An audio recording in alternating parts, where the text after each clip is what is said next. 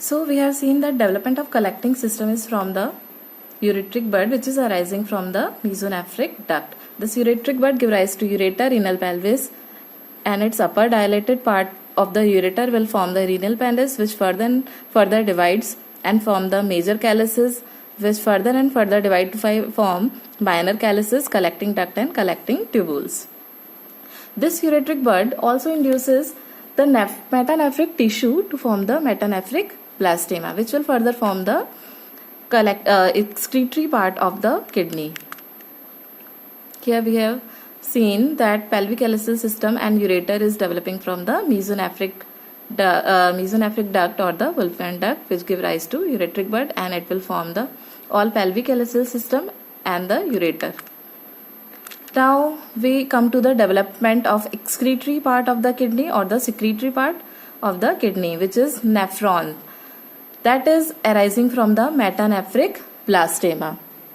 This metanephric blastema induced by the ureteric bud. Here we can see these are the collecting duct and which are ending into the collecting tubules.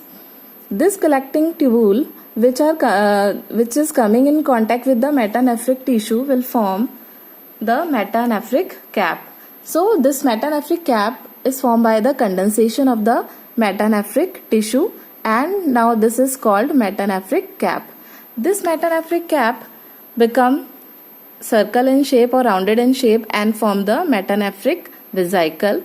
Now it become pear shape and then further it become S shape. So this metanephric cap initially will form vesicle, then it become pear shape, and then it become S shape.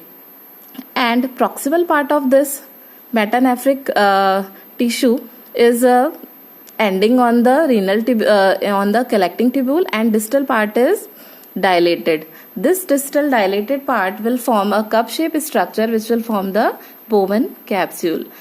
So this Bowman capsule now it is invaginated by a tuft of capillaries which will form the glomerulus. So we can see this blue part is the metanephric tissue. So this metanephric tissue will form the tuft of capillaries or glomerulus, Bowman capsule, PCT, loop of Henle, and DCT. All these structures will form by the metanephric blastema, or it is the excretory part of the kidney. And this collecting tubule, collecting duct, renal, pelvis, and calyces, and ureter, that will be formed by the ureteric bud. So here will be the communication between this DCT and collecting tubule, and thus uriniferous tubule will be formed. Here in short we can see the development of kidney. It has been divided into two parts, excretory part and the collecting part. Excretory part is formed by the metanephros, which is again it is formed by the intermediate mesoderm, which form the nephrogenic cord which is extending from cervical to sacral region. Now human kidney is metanephric, and pronephric and mesonephric part will disappear, and metanephric part will form the metanephric blastema, which is in contact with the ureteric bud and induced by the ureteric bud. Now this metanephric tissue will form metanephric cap, then metanephric vesicle, then pear-shaped structure, then S-shaped structure, and then it will form Bowman capsule which is invaginated by tuft of capillaries, and glomerulus will be formed.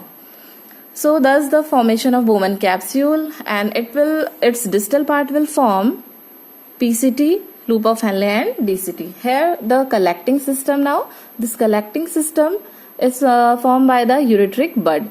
Ureteric bud is an extension or it is a diverticulum from the mesonephric duct, from the caudal part of the mesonephric duct or the Wolfram duct. It will form ureter. Upper dilated part of the ureter will form the renal pelvis, and it further divides to form major calyces, minor calyces, collecting duct, and collecting tubules. This collecting part and excretory part develop and communication, thus the formation of kidney completes.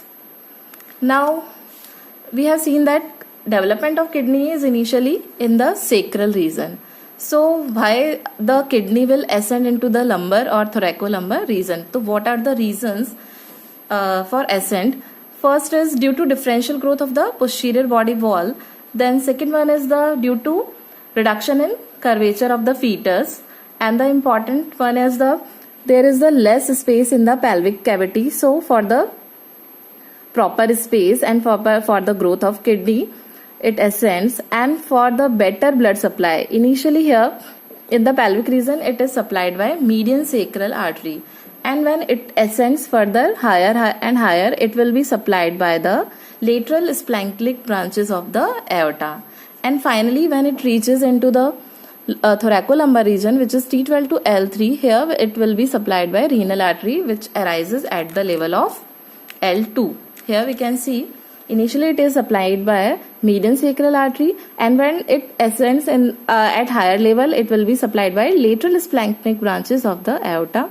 And when it reaches its final position, it will be supplied by renal artery, which is arising at the level of L2.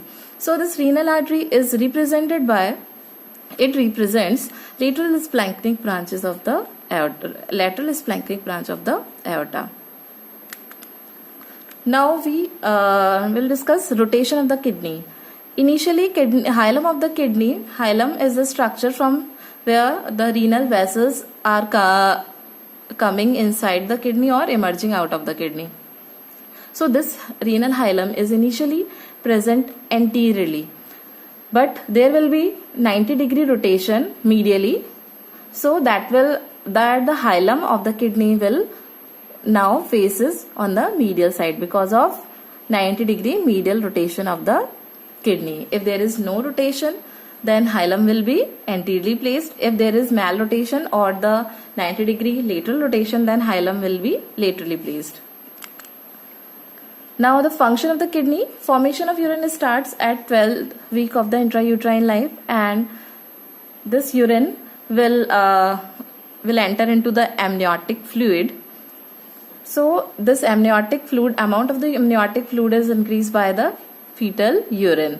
Now this amniotic fluid, as we know, fetus is surrounded by amniotic fluid, so it will swallow the amniotic fluid which is absorbed by the GIT. So it will be circulated in the fetus body. So if the kidneys are absent, or if there is agenesis of the kidney, then what will happen? It will lead to oligomnios, because amount or bulk of the amniotic fluid is increased by the